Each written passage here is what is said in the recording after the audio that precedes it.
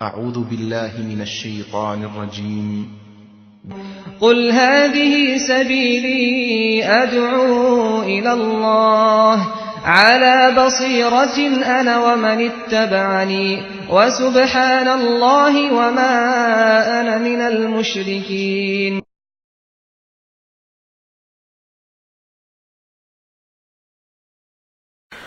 إن الحمد لله نحمده ونستعينه ونستغفره ونؤمن به ونتوكل عليه ونعوذ بالله من شرور أنفسنا ومن سيئات أعمالنا من يهده الله فلا مضل له ومن يضلل فلا هادي له وأشهد أن لا إله إلا الله وحده لا شريك له وأشهد أن محمدا عبده ورسوله. اللهم صل على محمد وعلى آل محمد كما صليت على إبراهيم وعلى آل إبراهيم إنك حميد مجيد. اللهم بارك على محمد وعلى آل محمد كما باركت على إبراهيم وعلى آل إبراهيم إنك حميد مجيد. أما بعد فإن خير الحديث كتاب الله وخير الهدي هدي محمد صلى الله عليه وسلم وشر الأمور محدثاتها وكل محدثة بدعة وكل بدعة ضلالة وكل ضلالة في النار. تمام تعریفیں اللہ تعالیٰ کے لیے ہیں جو سارے جہاں کا خالق، مالک اور اس کا پروردگار ہے. رحمتیں اور سلامتی ہو احمد مجتبی محمد مصطفیٰ محمد ابن عبداللہ پر جو سارے جہاں والوں کے لیے رحمت بنا کر بھیجے گئے. برادران اسلام، دختران ملت، امت مسلمہ ایک ایسی امت ہے جس کو اللہ تعالیٰ نے ساری انسانیت کے لیے چن لیا. انبیاء علیہم السلام کا خاتمہ محمد صلی اللہ علیہ وسلم پر کیا گیا. نبی کریم صلی اللہ علیہ وسلم اللہ تعالیٰ کے آخری نبی اور آخری رسول ہیں. آپ کے بعد کوئی نبی آنے والا نہیں ہے. نبی کریم صلی اللہ علیہ وسلم سے پہلے اللہ تعالیٰ نے ہر قوم میں نبی کو بھیجا، بلکہ بعض موقع پر ایک جگہ میں 2 یا 3 نبیوں کو بھی بھیجا. لیکن نبی کریم صلی اللہ علیہ وسلم قیامت سے پہلے آخری نبی، تو نبوت کا دروازہ آپ پر بند ہو گیا. لیکن دعوت اور تبلیغ کی ذمہ داری اللہ تعالیٰ نے امت محمدیہ، امت مسلمہ کو دی اور مسلمانوں سے کہا کہ اے مسلمانوں، یہ آپ تمہاری ذمہ داری ہے، یہ تمہارا کام ہے. اللہ نے فرمایا وَكَذَلِكَ جَعَلْنَاكُمْ أُمَّةً وَسَطًا لِتَكُونُوا شُهَدَاءَ عَلَى النَّاسِ. اسی طریقے سے ہم نے اے مسلمانوں، اے محمد صلی اللہ علیہ وسلم کے ماننے والوں، تمہیں بہترین امت بنایا. امت وسط کا مطلب خیر امت، بہترین امت جس کا ہر معاملہ بہترین ہے، غلو اور تقصیر سے دور، بالکل بیچ کا راستہ ہے. لِتَكُونُوا شُهَدَاءَ عَلَى النَّاسِ، تاکہ اے امت محمدیہ، اے امت مسلمہ، تم لوگوں پر گواہ بنو اور محمد صلی اللہ علیہ وسلم تم پر گواہ بنیں گے. نبی کریم صلی اللہ علیہ وسلم اس آیت کی تشریح میں فرماتے ہیں کہ قیامت کے دن اللہ تعالیٰ کہے گا ساری انسانیت سے، سارے قوموں سے تمہارے پاس رسول آئے تم لوگوں نے ان کی بات ٹھکرا دی, ان کی دعوت قبول نہیں کی, آج تمہارا ٹھکانہ دوزخ ہے. تو یہ کافر کہیں گے ہمارے پاس کوئی رسول نہیں آیا, ہمارے پاس کوئی نبی نہیں آیا.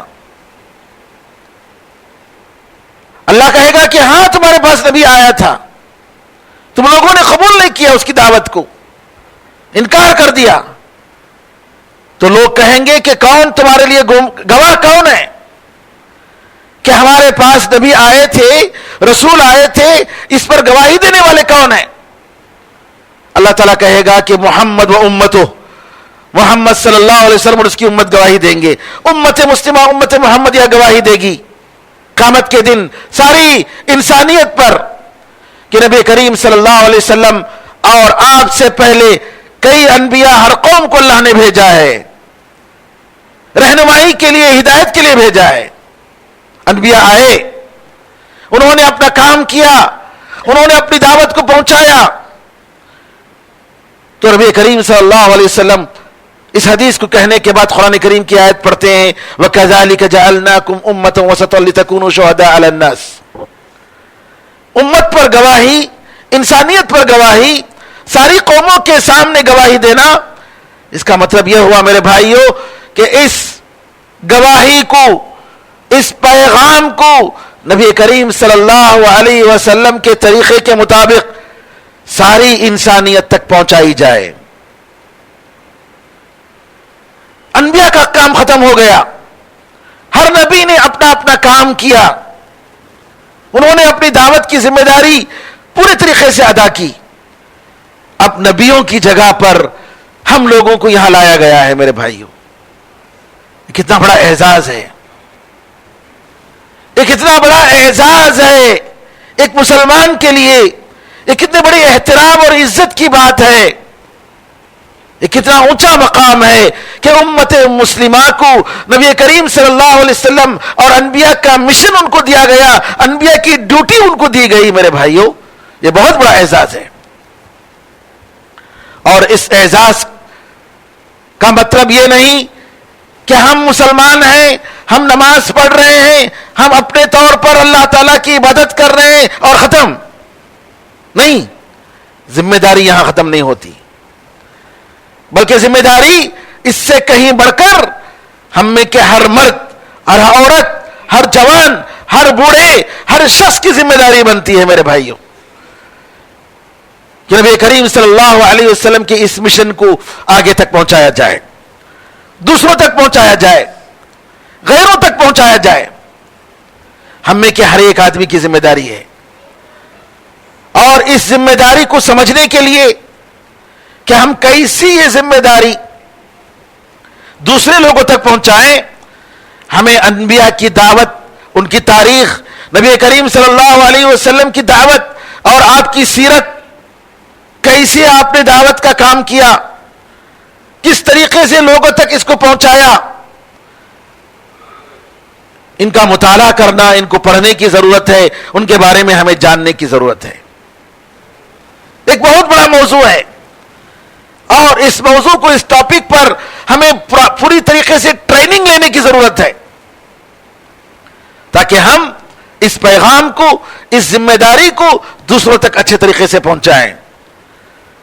دیکھنے میں یہ کام اگر اخلاص ہو, نبی کریم صلی اللہ علیہ وسلم کی اتباع کا جذبہ ہو, علماء سے تعلق ہو, آسان کام ہے میرے بھائیوں, آسان کام ہے. صرف اتنا کہنا ہے کہ دیکھ میرے بھائی, یوسف علیہ السلام کی مثال, جیل میں 2 قیدیوں سے ملاقات ہو گئی. ان قیدیوں کو معلوم تھا کہ یوسف علیہ السلام کو اللہ تعالیٰ نے خوابوں کی تعبیر کا علم دیا. انہوں نے کیا کیا, یوسف علیہ السلام سے کہا کہ ہم لوگوں نے خواب دیکھا ہے, ذرا تعبیر بتا رہا. ایک آدمی کا محتاج ہے. یوسف علیہ السلام نے اس موقع کو غنیمت جاننا, غنیمت جان کر فوراً توحید کی دعوت دی. یا صاحبی السجن اارباب متفرقون خیر ام اللہ الواحد القہار. اے جیل کے میرے دو ساتھیوں ذرا بتاؤ بہت سارے خدائے یہ زیادہ بہتر ہیں یا ایک مضبوط طاقت والا خدا جو سب پر غالب ہے وہ زیادہ بہتر ہے؟ ما تعبدون من دونه الا اسماء سميتموها انتم وآباؤكم ما انزل الله بها من سلطان. ارے میرے بھائیو تم جس کی عبادت کر رہے ہو اے میرے ساتھیوں یہ لوگ یہ صرف نام ہیں، ان کی کوئی حقیقت نہیں ہے، ان کا کوئی وجود نہیں ہے. تم نے اور تمہارے باپ دادا نے ان ناموں کو رکھ لیا ہے، ان کو خدا بنا لیا ہے. اللہ نے اس کے لیے کوئی دلیل نازل نہیں کی، اس کے لیے کوئی پروف نہیں ہے. شرک کی کوئی پروف نہیں ہے میرے بھائیوں. غیر اللہ کے سامنے سر جھکانا، اسے امیدیں لگانا، اس کے بارے میں یہ یقین کرنا کہ اس سے نفع اور نقصان ہوتا ہے چاہے وہ کچھ بھی ہو، اس کی کوئی دلیل نہیں ہے آسمان و زمین میں میرے بھائیوں، کوئی دلیل نہیں. اور دنیا کا ہر ذرہ، اس دنیا کا ہر کنکر، اس دنیا کی ہر چیز، ہر پتا یہ گواہی دیتا ہے خدا ہے تو ایک اکیلا وہ خدا ہے بس، اور کوئی نہیں. ہر چیز اللہ کی وحدانیت کے لیے دنیا کی ہر چیز دلیل اور پروف ہے. اللہ ایک ہے. اللہ تعالیٰ فرماتا ہے کہ اگر اللہ کے سوا کوئی دوسرے خدا بھی ہوتے تو ہر خدا اپنے ساتھ جو کچھ بھی بنایا، جو کچھ بھی پیدا کیا اس کو لے کر دوسرے خدا سے لڑنے کے لیے دوڑے گا. اس کے پاس چاند اور سورج، اس کے پاس چاند اور سورج، اس کے پاس دن اور رات، اس کے پاس دن اور رات، اس کے پاس پہاڑ اور سمندر، اس کے پاس آگ اور پہاڑ، اور ہر کوئی جو ہے لا علی بعضهم علی بعض، ہر کوئی ایک دوسرے پر چڑھنے کی کوشش کرے گا، ایک دوسرے پر غالب ہونے کی کوشش کرے گا. لیکن ایک زمین، ایک آسمان، ایک سورج اور ایک چاند اور یہ دنیا کا یہ پرفیکٹ نظام، سسٹم، سورج وقت پر طلوع ہوتا ہے، دن وقت پر آتا ہے، رات وقت پر آتی ہے، اور ہر چیز ایک سسٹم کے ساتھ. اس کا مطلب ہے کہ اس کا چلانے والا ایک ہی ہے، دو نہیں ہے، دو سے زیادہ نہیں ہے، ایک سے زیادہ نہیں ہے. میرے بزرگوں، میرے بھائیوں، یوسف علیہ السلام نے دعوت دی ما تعبدون من دون الا اسماء سميتموها انتم وآباؤكم ما انزل الله بها من سلطان. تو میرے بزرگوں یہ موقع جان کر پہلی ملاقات ہے یوسف علیہ السلام کی. آج برسوں سے ہمارے تعلقات ہیں، کبھی ہم نے ان تک دعوت کا کام ہم نے پہنچانے کی کوشش نہیں کی کیونکہ ہم سمجھ رہے ہیں کہ یہ ہمارا فریضہ نہیں ہے. میرے بھائیوں آج جو کچھ بھی ہو رہا ہے ہمارے ساتھ اسی فریضے کو چھوڑنے کی وجہ سے، اس کی فکر نہ کرنے کی وجہ سے. آئیے کئی سے انبیاء علیہ السلام نے دعوت دی. نوح علیہ السلام کے بارے میں مستقل سورت اور دوسرے قرآن کے دوسرے مقامات میں بھی اللہ نے بتایا. نوح علیہ السلام کے بارے میں اللہ تعالیٰ فرماتا ہے ہم نے نوح علیہ السلام کو ان کی قوم کی طرف بھیجا کہ تم اپنے قوم کو ڈراؤ قبل اس کے کہ دردناک عذاب آئے. عذاب آئے گا. جو قوم اللہ تعالیٰ کی دعوت کو قبول نہیں کرتی ہے اس پر اللہ کا عذاب آئے گا. جو قوم اپنی دعوت کی ذمہ داری کو نہیں سمجھتی ہے اس پر اللہ کا عذاب آئے گا. کیونکہ اللہ نے فرمایا کہ جب تک کوئی قوم اصلاح کا کام کرتی ہے، اصلاح کا مطلب یعنی ایک دوسرے کی اصلاح، نیکی کا حکم دینا، برائی سے روکنا، برائی کو ہٹانے کی کوشش کرنا، خیر کو بڑھانے کی کوشش کرنا، لوگوں کو اللہ سے جوڑنے کی کوشش کرنا، انسان سے نہیں، اپنے سے نہیں، اپنے سے نہیں، اللہ سے جوڑنے کی کوشش کرنا. تم اللہ کے بندے ہو اور انبیاء علیہ السلام نے یہی کام کیا. ان انذر قومك من قبل ان ياتيهم عذاب اليم قال يا قوم اني لكم نذير مبين. نوح علیہ السلام کو نبوت سے سرفراز کیا گیا. نوح علیہ السلام نے کہا اے میری قوم میں تمہیں کھلا ڈرانے والا ہوں. ان اعبدوا اللہ واتقوہ واطیعون, اللہ کی عبادت کرو, اسی سے ڈرو اور میری اطاعت کرو. اللہ کی عبادت. آج میرے بزرگوں اللہ کی عبادت کا مطلب ہمارے سامنے ایک معمولی چند چیزوں میں گھر کر رہ گئی ہے. اللہ تعالیٰ کی عبادت کا مطلب پوری زندگی ہم اللہ کی بندگی میں گزاریں, اللہ کے حکم کے مطابق ہمارا بزنس ہو, اللہ کے حکم کے مطابق ہمارا چال چلن ہو, ہم اللہ سے ڈریں, اپنے ماتحتوں سے بات کریں تو ہم اللہ سے ڈر کر بات کریں. یہ نہیں کہ میرے پاس پاور ہے میں جو چاہے بات کر سکتا ہوں, نہیں, اللہ سے ڈرو. قیامت کے دن تمہیں ہمارے ہر عمل کا جواب اللہ کے سامنے دینا ہوگا. تم چاہے اپنی بیوی سے بات کرو, اپنے بچوں سے بات کرو, اپنے ساتھ اب تمہارے ماتحت کام کرنے والے ورکرز ہیں, آپ مینیجر ہیں, آپ چیئرمین ہیں, اللہ سے ڈر کر بات کرو. بندگی کا مطلب اللہ کے ہر حکم کو اللہ کو راضی کرنے کے لیے, اللہ کا ثواب حاصل کرنے کے لیے, اللہ کے عذاب سے بچنے کے لیے بجا لانا ہے. یہ اللہ تعالیٰ کی بندگی ہے میرے بھائی. سارے احکام اللہ کا حکم آ گیا, ہم سر تسلیم خم کرتے ہیں. یغفر لکم من ذنوبکم ویؤخرکم الی اجل مسمی ان اجل اللہ اذا جاء لا یؤخر لو کنتم تعلمون. نوح علیہ السلام کہتے ہیں اللہ تمہارے گناہوں کو معاف کرے گا, ایک مدت تک تمہیں مہلت دے گا. اللہ کا جب ٹائم آتا ہے, اس کا وقت مقرر آتا ہے تو پیچھے نہیں ہوتا ہے, کاش تم جانتے.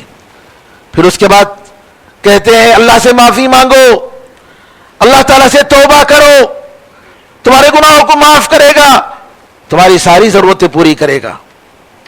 ہود علیہ السلام, اللہ تعالیٰ ہود علیہ السلام کے بارے میں بتاتا ہے قال یا قوم اعبدوا اللہ ما لکم من الہ غیرہ افلا تتقون. ہود علیہ السلام نے کہا ہے میری قوم اللہ کی عبادت کرو, اس کے سوا تمہارا معبود برحق کوئی نہیں ہے, سچا خدا کوئی نہیں ہے. کیوں نہیں تم ڈرتے اللہ تعالیٰ سے؟ تمہیں ڈرنا چاہیے. اللہ تعالیٰ تمہیں منٹوں میں سیکنڈوں میں برباد کر سکتا ہے. اللہ سے ڈرو.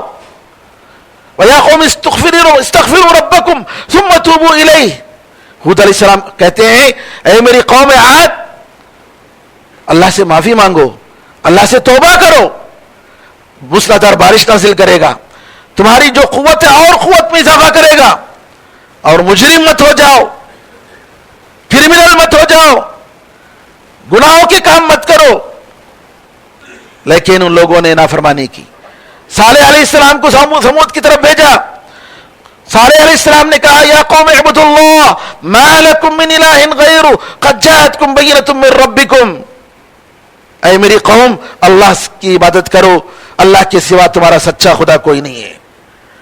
اللہ کی طرف سے ایک کھلی نشانی آ گئی ہے. تم نے اونٹنی چٹان سے نکالنے کے لیے کہا, اللہ تعالیٰ نے نکالا. اللہ تعالیٰ کی نعمتوں کو یاد دلاتے ہیں. لیکن ان کی قوم نے کہا اے صالح اجئتنا لنعبد اللہ وحدہ ونذر ما كان يعبد آباؤنا. کیا تم اس لیے یہاں ہمارے پاس آئے ہو کہ ہم ہمارے جو باپ دادا جو کر رہے تھے عبادت, جو پوجا کر رہے تھے, اس کو چھوڑ دیں اور صرف ایک اللہ کی عبادت کریں؟ اس طریقے سے انہوں نے جواب دیا, انکار کیا. اللہ کا عذاب آیا. ابراہیم علیہ السلام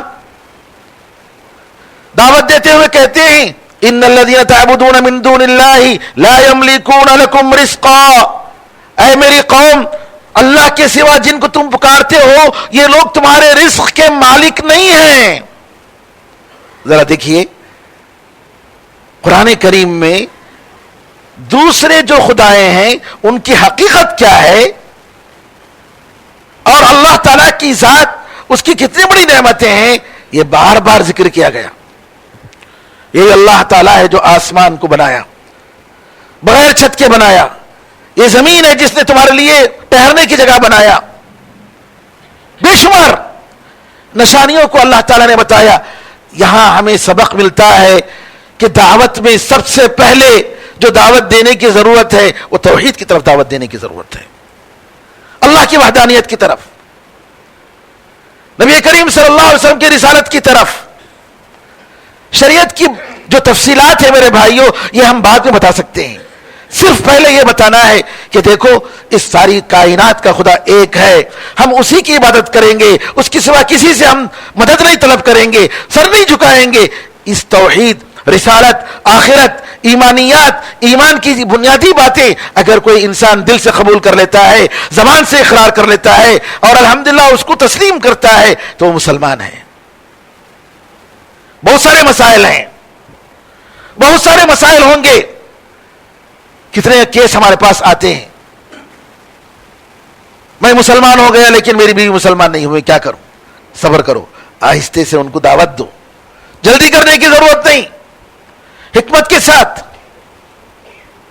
اس طریقے سے میرے بھائیوں اگر ہم دعوت کا کام کریں گے تو ضرور انشاءاللہ اللہ تعالیٰ نصرت عطا فرمائے گا، مدد کرے گا۔ ابراہیم علیہ السلام اپنے باپ کو دعوت دیتے ہیں، اے میرے ابا جان، کیوں تم ایسی چیز کی عبادت کرتے ہو جو نہ سنتا ہے، جو نہ دیکھتا ہے اور تجھے کوئی فائدہ پہنچا نہیں سکتا، تمہیں کوئی فائدہ نہیں پہنچا سکتا؟ اے میرے ابا جان، اللہ کی طرف سے اللہ نے مجھے علم دیا ہے جو تمہارے پاس نہیں آیا، میں تمہیں آپ کو سیدھا راستہ بتا رہا ہوں، یہ جو راستہ ہے یہ سیدھا راستہ ہے۔ اے میرے ابا جان، تم شیطان کی عبادت مت کرو، شیطان اللہ تعالیٰ کا نافرمان ہے۔ اے میرے ابا جان، مجھے ڈر ہے کہ کہیں اللہ تعالیٰ کا عذاب تم پر نازل نہ ہو جائے اور تم شیطان کے دوست نہ بن جاؤ۔ اس طریقے سے اپنے ابا جان کو جو ہے اپنے ابراہیم علیہ السلام دعوت دیتے ہیں، لوط علیہ السلام دعوت دیتے ہیں توحید کی طرف، اور جو گناہیں ہیں ان گناہوں سے روکنے کی دعوت دیتے ہیں، اور یہ ہر نبی کا کام ہے۔ معاشرے میں جو گناہیں ہوتی ہیں ان گناہوں سے روکنا یہ ہر نبی کا کام رہا ہے۔ کرپشن ہے، زنا ہے، سود ہے، قتل و غارت گری ہے، ناپ تول میں کمی، ان سارے گناہوں سے روکنا یہ انبیاء کا شیوا رہا ہے۔ توحید کے ساتھ ساتھ آپ دیکھیں گے شعیب علیہ السلام، لوط علیہ السلام اور دوسرے انبیاء علیہ السلام ناپ تول میں کمی سے روکتے ہیں، دھوکہ دینے سے روکتے ہیں، چیٹنگ کرنے سے روکتے ہیں۔ اس طریقے سے میرے بھائیوں دعوت کا کام ہونا چاہیے۔ موسیٰ علیہ السلام جس طریقے سے فرعون کے ساتھ ڈائلاگ کرتے ہیں، دعوت کا کام کرتے ہوئے، دعوت دیتے ہوئے اللہ کی طرف دعوت دیتے ہیں۔ فرعون کہتا ہے یہ رب العالمین کیا ہے؟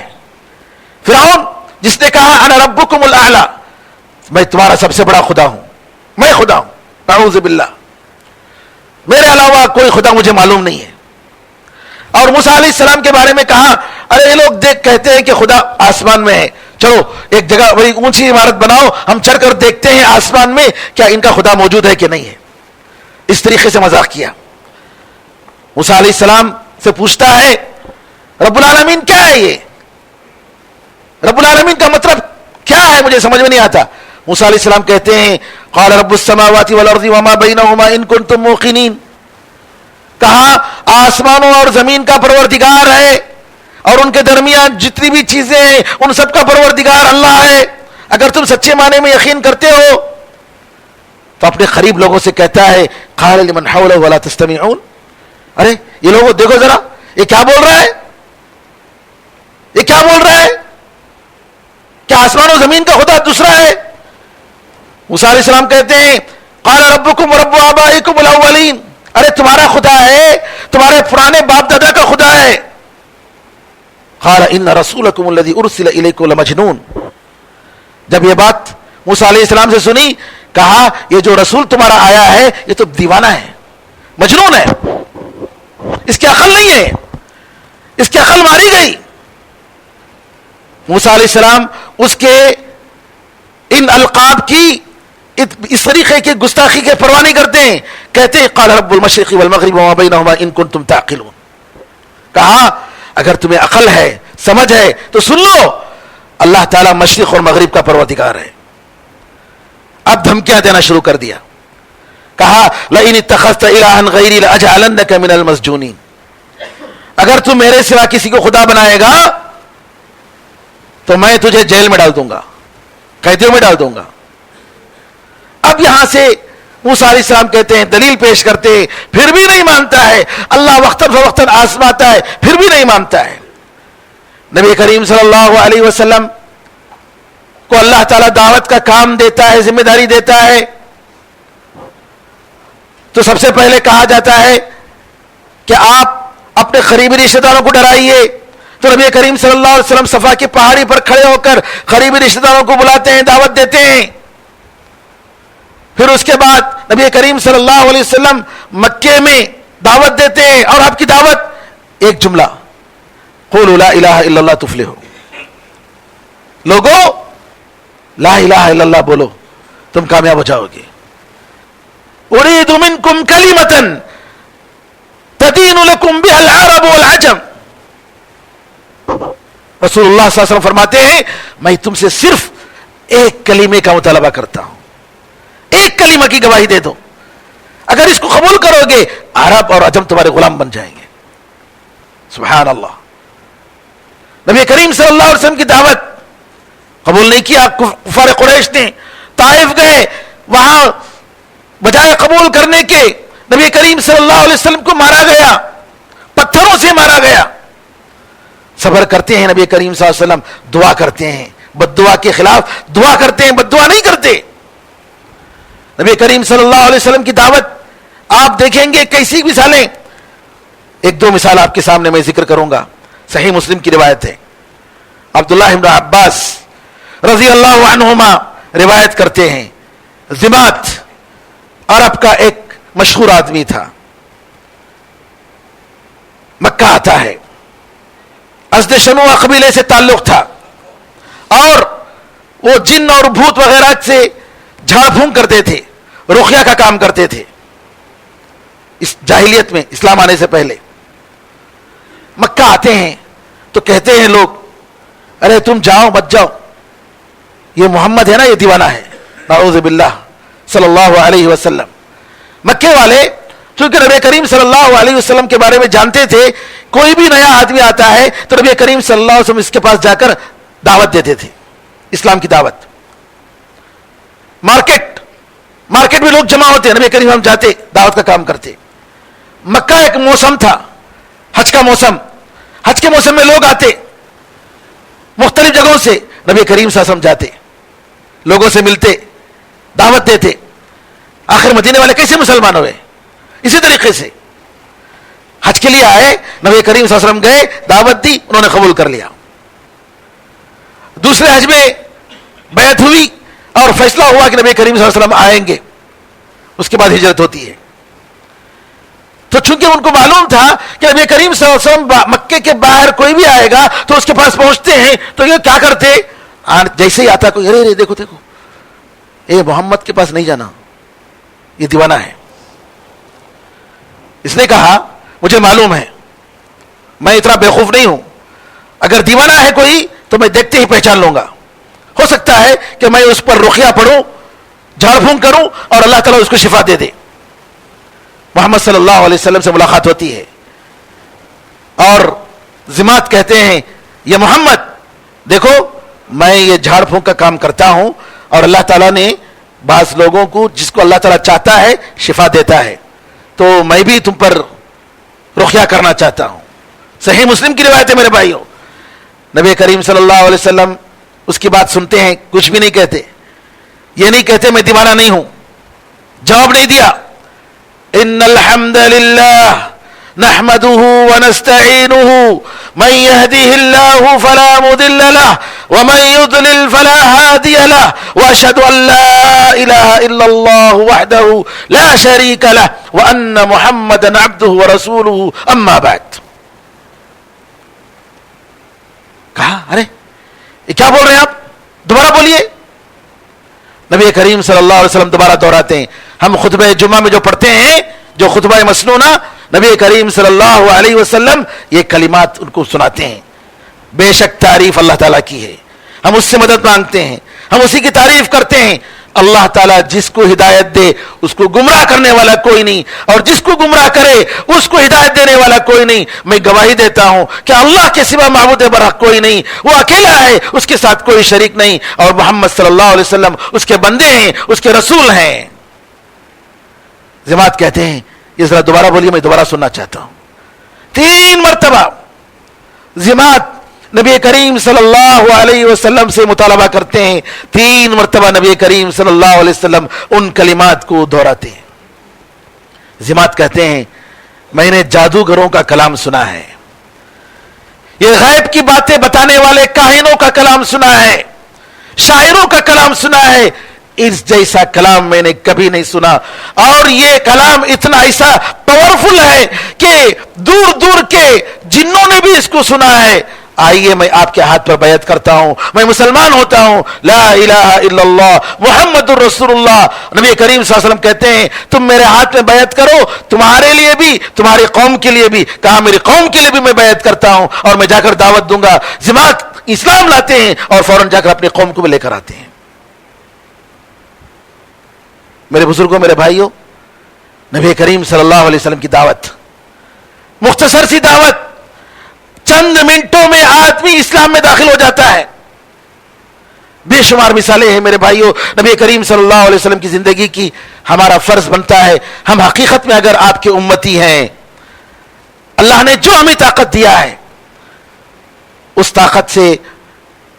طاقت کی روشنی میں ہم اللہ تعالیٰ کی طرف دعوت دیں، اللہ سے مدد مانگیں، اور اللہ تعالیٰ کی طرف دعوت دیں، ہر کس و ناکس اس کا یہ فرض بنتا۔ میں کل ایک دکان گیا، کرسچن کی دکان، صرف ایک چھوٹا سا گلاس میں فری لکھا ہوا ہے، اور اس میں چھوٹا سا پیپر، اور ان میں دعوت دی گئی عیسائیت کی طرف۔ کتنے مسلمان ہمارے پاس ایسے ہیں؟ کتنا پیسے ہوگا؟ اپنی دکان میں ایک فری نام کا، فری فار یو، یہ آپ کے لیے ہے، جو بھی آئے، ہو سکتا ہے اس ایک پیپر کے ٹکڑے کو دیکھ کر اللہ تعالیٰ کسی کے دل میں اسلام ڈال دے، اور وہ آپ کی دوزخ سے بچنے کا، آپ کے لیے نجات کا ذریعہ بن جائے۔ کس کو معلوم ہے؟ میرے بزرگوں، میرے بھائیوں، بہت بڑا فریضہ ہے اس ملک میں، بلکہ کہیں بھی دعوت کے بغیر ہمیں نجات نہیں ہے، دعوت کے بغیر ہماری حفاظت نہیں ہے، دعوت کے بغیر ہمیں عزت نہیں ہے میرے بھائیوں۔ اللہ سے دعا ہے کہ اللہ تعالی ہم سب کو اس فریضے کو نبھانے کی توفیق عطا فرمائے، اور اللہ تعالی ہم سے قبول فرمائے، آمین ارحم الراحمین۔ بارک اللہ لنا ولکم فی القرآن العظیم، ونفعنا وإیاکم بالآیات والذکر الحکیم، انہ تعالی جواد کریم ملک بالرؤوف رحیم رب حلیم۔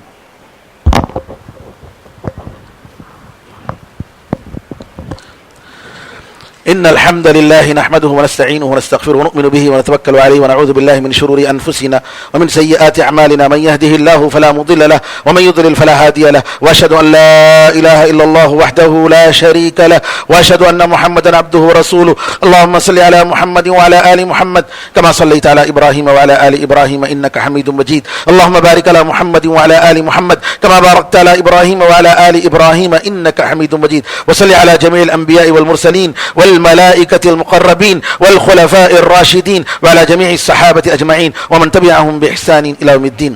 اللهم أعز الإسلام والمسلمين، اللهم أعز الإسلام والمسلمين، اللهم أغثنا، اللهم أغثنا، اللهم أغثنا غيثا مغيثا مريئا مريئا نافعا غير ضار عاجلا غير آجل. عباد الله رحمكم الله، إن الله يأمر بالعدل والإحسان وإيتاء ذي القربى وينهى عن الفحشاء والمنكر والبغي يعظكم لعلكم تذكرون. فاذكروا الله يذكركم وادعوه يستجب لكم، ذكر الله أعلى وأولى وعز وجل وهم وتم وأكبر.